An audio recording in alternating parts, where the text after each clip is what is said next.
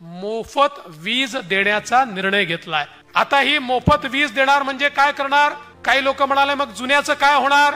मी त्यांना स्पष्टपणे सांगू इच्छितो, कोणाचाही बुद्धिभेद करू नका।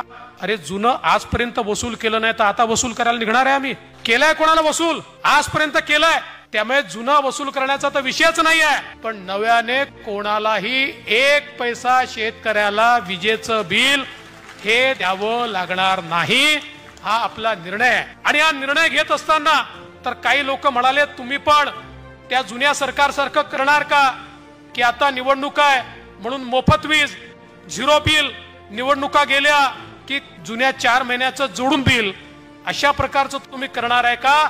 असं बिलकुल नाही, कारण आम्ही सस्टेनेबल योजना तयार केली आहे। या महाराष्ट्रामध्ये आपण मुख्यमंत्री सौर कृषी वाहिनी योजना आणली। या योजनेच्या अंतर्गत आमचे जे कृषीचे फीडर आहेत, या फीडरला आम्ही सोलरवर कन्वर्ट करतो आहोत।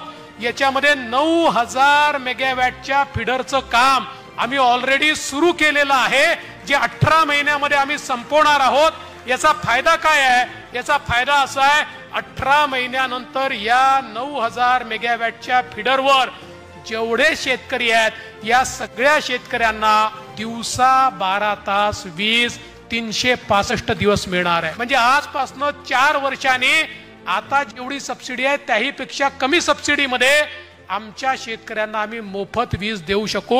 त्यामुळे आम्ही तयार केलेली योजना ही अशी योजना आहे की जी जन्मभर सस्टेन करता येईल। त्याला सौर पंप ही योजना सुरू केली आहे। आता कुठलाही लक्षांक नाही, 9 लाख सौर पंप मंजूर करून ठेवले आहेत। 9 लाख जो शेतकरी मागेल। आणि त्याची योजना देखील अशी आहे की सौर पंपाची जी किंमत आहे त्या किमतीच्या केवळ 10% शेतकऱ्यांकडनं, 90% केंद्र आणि राज्य सरकार मिळून देणार। आणि अनुसूचित जाती आणि जमातीचा शेतकरी असेल केवळ 5% त्याच्याकडनं घेणार। 95% पैसा केंद्र आणि राज्य सरकार त्या ठिकाणी देणार आहे। त्यामुळे मागेल त्याला सौर पंप आता आपण देणार आहोत। आता आपल्याकडे केवळ 30,000 पेड पेंडिंग राहिलेले आहेत। जेवढी मागणी येईल, पूर्वी वर्षाला 3000 पंप आपण लावायचो सौरचे, आता दिवसाला 500 पंप लावतो।